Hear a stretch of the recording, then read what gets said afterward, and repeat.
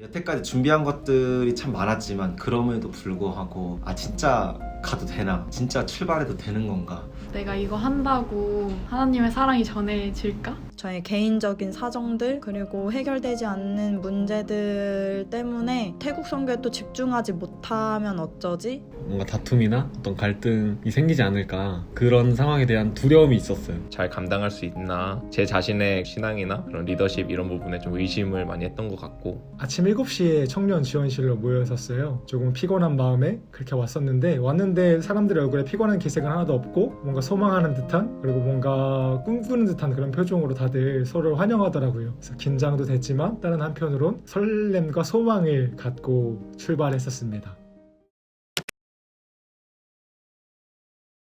태국에 대한 이야기 할까요? 태국에 대한 이야기? 싸다? 기념품 더 사올 걸 약간.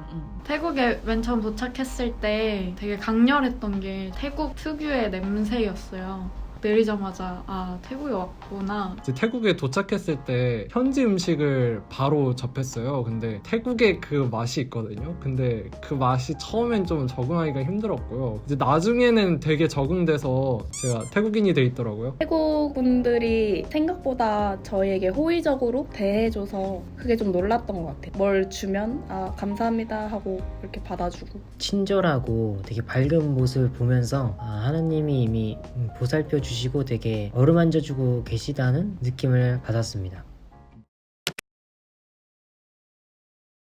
그냥 우리의 타협을 그냥 지나가는 그냥 하나의 공연 정도로 끝나지 않을까 이런 생각들이 많이 들었고요. 그래서 저희의 공연을 통해서 이 친구들이 저희가 외친 예수님의 이름, 하나님을 떠올릴 수 있는 계기가 되었으면 좋겠다는 마음으로 그렇게 사역을 했습니다. 첫 번째 사역이 나무 심기 사역이었는데 건축되어지고 있는 그런 교회 옆에다가 그냥 작은 예쁜 꽃밭을 심었는데 시키는 대로 이렇게 했지만 이것이 그들이 생각한 그림이었을까? 라는 생각을 하게 되었어요. 보니까 또 태국 집집마다 꽃을 많이 심더라고요. 그런 화분들을. 그래서 우리가 그냥 미화용 화분만을 지어준 것이 아니라 태국한테는 그것보다 더 큰 의미가 있지 않을까? 하나님은 그걸 또 어떻게 사용하실까? 라는 생각을 해보게 되었던 것 같습니다.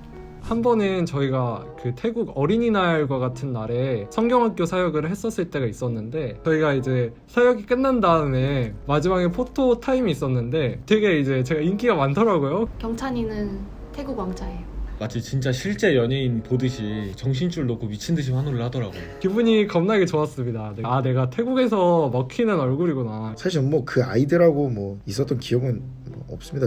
그리고 사인을 저한테 받으러 잘 오지도 않았기 때문에. 제가 작년에 이어서 올해 갔던 대학에서 공연을 했을 때 작년에 만났던 친구를 또 만나게 됐어요. 그 친구가 저한테 먼저 와서 인사를 해줬고 자기를 기억하냐고 물어봐 주더라고요. 그래서 되게 놀라웠고 이렇게 인사하면서 예수님에 대한 이야기를 꺼냈는데 예수님의 복음을 전할 수 있도록 그 친구가 용기 내줘서 저에게 말을 걸어준 것에 되게 감사했고, 그 옆에 있던 태국인 친구가 교회를 다니는 친구라고 하더라고요. 그래서 그 친구에게 믿지 않는 친구를 잘 부탁한다고 얘기했을 때 그때 감사함이 많이 남았던 것 같습니다. 학교 앞에 다름다움이라는 단어를 한번 본 적이 있어요. 태국에 가서 그 다름다움이라는 그 단어가 어떤 단어인지 깊이 깨닫게 된 것 같아요. 각기 다른 사람들이 모여서, 그리고 각기 다른 사역들이 모여서 선교라는 큰 그림을 완성시켜 나가는 것을 보면서 되게 놀라움과 그리고 소망을 계속해서 느꼈던 것 같아요. 주일 예배 끝나고 전도 나갔을 때 그때 노을이 너무 예쁜 날, 호숫가를 딱 걸어가는 날. 저희가 찬양을 하면서 거리를 다니면서 노방 전도를 했었는데, 여러 운동하러 나오는 분들에게 전도지를 전하면서 있었는데 그 중에 한 분이 이제 본인 얘기를 하시는데 어머니께서 크리스천이셨는데, 그래서 어머니께서 계속 교회 나가라고 말씀하셨었는데 그분이 안 가셨던 거예요. 그러다 이제 어머니 돌아가시고, 그러고 이제 공원을 걷다가 저희를 만난 거죠. 그 자리에서 본인 입으로 나 다시 교회 나가겠다고, 나 다시 예수 믿겠다고 이제 그렇게 고백하시는. 그리고 아는 친구분이 이제 한국인 집사님이셨다고 하더라고요. 그 사람들이 복음을 전하려고 했던 노력들이 우리가 잠시 와서 우리가 걷어가는 역할로 이렇게 기쁨을 맛보구나. 그래서 되게 선물같이 생각이 됐어요. 내가 지금의 신앙을 갖게 된 것이 내 엄마, 내 친할머니를 거슬러 올라가서 뭐 사도행전에 나오는 바울, 그리고 예수님, 그 위에 올라가서 뭐 아브라함 등등 하나님께서 그렇게 택하시고 부르신 그런 사람들의 믿음, 그들이 지켜낸 믿음, 그 인내의 결단과 희생이 없었다면 지금의 내 신앙이 없었을 것이고, 그렇다면 나는 어떻게 살고 있었을까라는 생각도 해보게 됐었던 것 같아요. 거기 이제 뿔름이랑 왓이라는 전도사님과 아내 되시는 분이 계셨는데, 저희가 이제 사역을 할 때마다 그 뿔름이 같이 따라다니면서 옆에서 이제 분위기 메이커, 복음 메이커 둘 다 하셨는데, 그러니까 그렇게 자신 있게 복음을 전하는 모습을 한국에서도 보기가 어려운데, 대부분 불교 신자라는 그 나라에서 그렇게 자신 있게 복음을 전하는 걸 보는데 좀 제 자신이 민망해지더라고요. 뿔름은 엄청 이제 세게 강하게 복음을 전하는 사람이었다면, 왓은 이제 능글맞지만 자신감이 차 있는 모습으로 이제 능글맞았고, 그런 걸 보면서 많이 도전이 됐죠. 제가 정말 쉬운 신앙생활을 하고 있었구나라는 생각이 들면서, 그리고 그 학생들도 바깥에서 전도를 하거나 그 공연을 할 때 자신감 넘치는 그런 모습들이 그 친구들한테도 보여서, 주일 예배에서도 많은 성도분들이 예배할 때 그 모습이 다 그런 모습을 갖고 계셨어요. 간절하고 자신감 넘치고 자기 믿음에 대한, 예수님이 믿고 있다는 그 사실에 대한 자신감이 그냥 딱 눈에 보였어요. 나중에 물어보니까 그들의 부모님은 이제 교회를 다니지 않는 분들이 많더라고요. 그래서 자기 부모의 신앙이 없는데도 스스로의 신앙을 가지고 믿음 생활을 하는구나. 주일 예배 때 태국 성도들과 그 친구들이 한국어로 찬양을 불러주는데 너무 울컥하는 거예요. 다른 언어고 다른 나라고 다른 문화에 있지만 하나님을 동일하게 그렇게 찬양하고 예배할 수 있다는 것에 다시 한번 좀 감격하고, 그래, 이게 진짜 교회지. 우리가 다 다른 모습 그리고 다른 어떤 가치관을 가지고 살아도, 그렇게 각기 다른 사람들이 모였어도 그 안에서 우리가 그냥 예수 그리스도를 섬긴다라는 공통점 하나만으로 묵혀있고, 그 안에서 서로 사랑하고 이렇게 평화롭게 지내는 게 이게 교회지라고 하면서 정말 참 교회의 모습을 본 것 같은 그런 느낌이었어요. 정말 좋았습니다. 평촌교회에서 못 봤네요. 평촌교회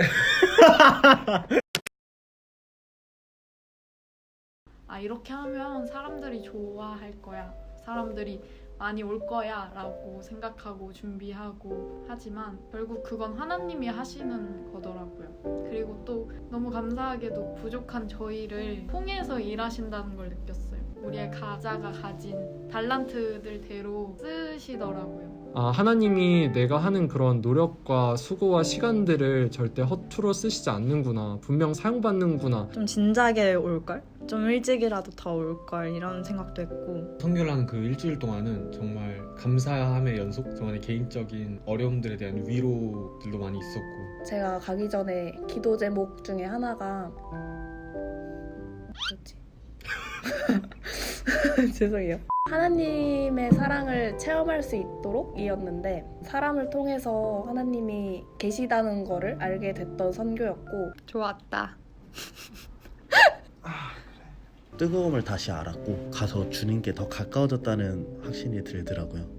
잃어버렸던 것을 되찾아온 느낌. 지역교회에 가서 성경학교 캠프 사역을 했을 때 도와주셨던 어르신들의 80% 이상이 불교신자래요. 교회에 와서 그렇게 사역한다는 게 좀 대단한 거예요. 우리가 절 가서 이렇게 복음을 전하는 것 같은 그런 느낌이잖아요. 근데 그런 모습을 보고 저 사람들 참 사람이 순수하고 착하시고 오히려 더 우리보다 배울 점이 많은 사람인 것 같은데, 딱 한 가지는 하나님을 믿으면 진짜 완벽하겠다 라는 생각을 좀 많이 했었고, 시간이 되신다면, 또 마음을 주신다면 지체하지 않고 선교를 가는 거를 추천드리고, 너무 고민하지 않으셨으면 좋겠고 너무 걱정하지 마시고, 준비한 게 절대 후회되지 않을 거고요. 여러분의 상황이 조금은 부족해 보여도 하나님은 분명히 사용하시고 우리 역사하시니까요. 선교에 동참하는 여러분 되시기를 바랍니다. 선교를 고민하던 시기도 참 그랬습니다. 소망이 없었고 신앙생활에 대한 회의감도 많이 있었습니다. 선교는 바로 그런 것들을 회복할 수 있는 좋은 구실이 아닐까 생각됩니다. 근데 그렇게 고민하고 되면서 결국에는 갔을 때 진짜 고민했었던 것 이상으로 더 많이 주시니까 그걸 좀 확신을 가지고 믿었으면 좋겠어요. 지금 나한테 하는 말이지? 여전히 저도 이제 청년부에서 나이가 그렇게 많진 않지만 많지. 이것도 기분이. 이 청년에서만 나올 수 있는 그런 느낌의 선교를 이제 제가 얼마나 선교를 갈 수 있을지 그 남은 시간들에 대해서 항상 생각을 해요. 현식 오빠가 제일 많이 하는 말. 갈 수 있을 때 몇 년 안 남았어요. 가시는 게 좋지 않을까. 아 이게 정말 돈이 문제가 아니구나. 내가 얼마를 내든 그거랑은 비교도 안 될 정도의 은혜와 제일 중요한 사랑을 내가 정말 느끼고 또 받고 오게 되고 정말 비교도 안 될 정도로 큰 걸 오히려 받을 수 있으니까 내년에 같이 갔으면 좋겠습니다. 당연한 말이긴 한데 진짜 너무 좋아요. 이건 고민할 필요가 없어요. 전 갈지 모르겠지만 여러분들은 가셔야 돼요. 선교는 하나님의 일하심을 볼 수 있는 자리이기 때문에 꼭 갔으면 좋겠다. 와보시면 합니다. 와보세요. 네.